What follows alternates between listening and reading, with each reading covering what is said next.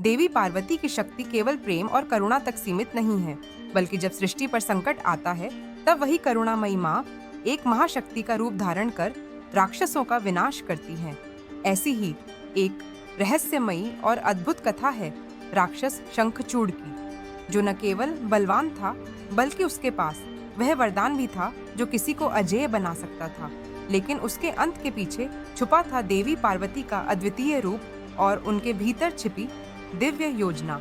शंखचूड़ एक तपस्वी राक्षस था जिसने ब्रह्मा जी की कठोर तपस्या कर यह वरदान प्राप्त किया था कि जब तक उसकी पत्नी उसकी पवित्रता बनाए रखेगी, तब तक कोई भी उसे पराजित नहीं कर सकेगा। इसी के बल पर उसने देवताओं को पराजित कर स्वर्ग पर अधिकार कर लिया। इंद्र सहित सारे देवता उसकी शक्ति के आगे नतमस्तक हो गए। आर्ष मुनियों के यज्ञ विध्वंस होने लगे। धर्म संकट में आ गया। देवताओं ने इस संकट से उबरने के लिए भगवान शिव से सहायता मांगी। शिव जी ने शंखचूड़ से युद्ध का निर्णय लिया, लेकिन ब्रह्मा जी ने बताया कि जब तक उसकी पत्नी की पवित्रता भंग नहीं होती, उसे मारा नहीं जा सकता।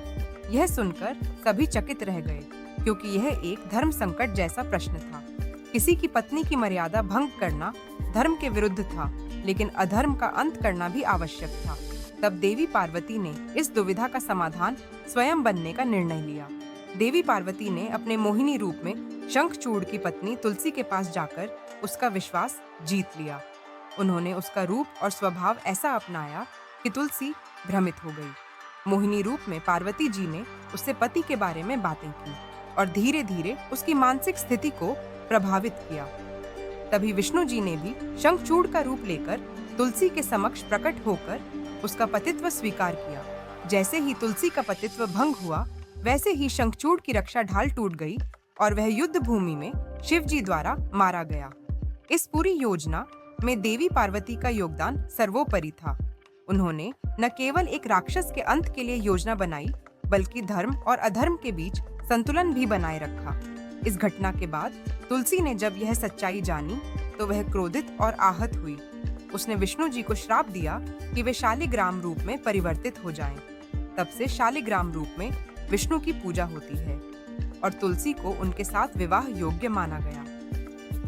इस कथा में छुपा रहस्य केवल एक राक्षस के अंत की कहानी नहीं है, बल्कि यह दिखाता है कि जब सृष्टि के नियमों को कोई चुनौती देता है, तब शक्ति स्वयं मार्ग निकालती है, भले ही वह मार्ग कितना भी रहस्यमय और कठिन क्यों न हो।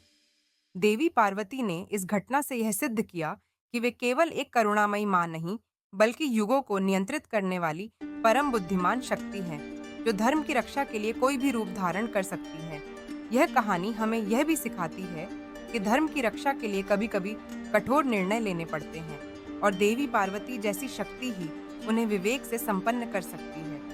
उनका मोहिनी रूप केवल सौंदर्य नहीं था, वह एक मानसिक और रणनीतिक शक्ति का प्रतीक था।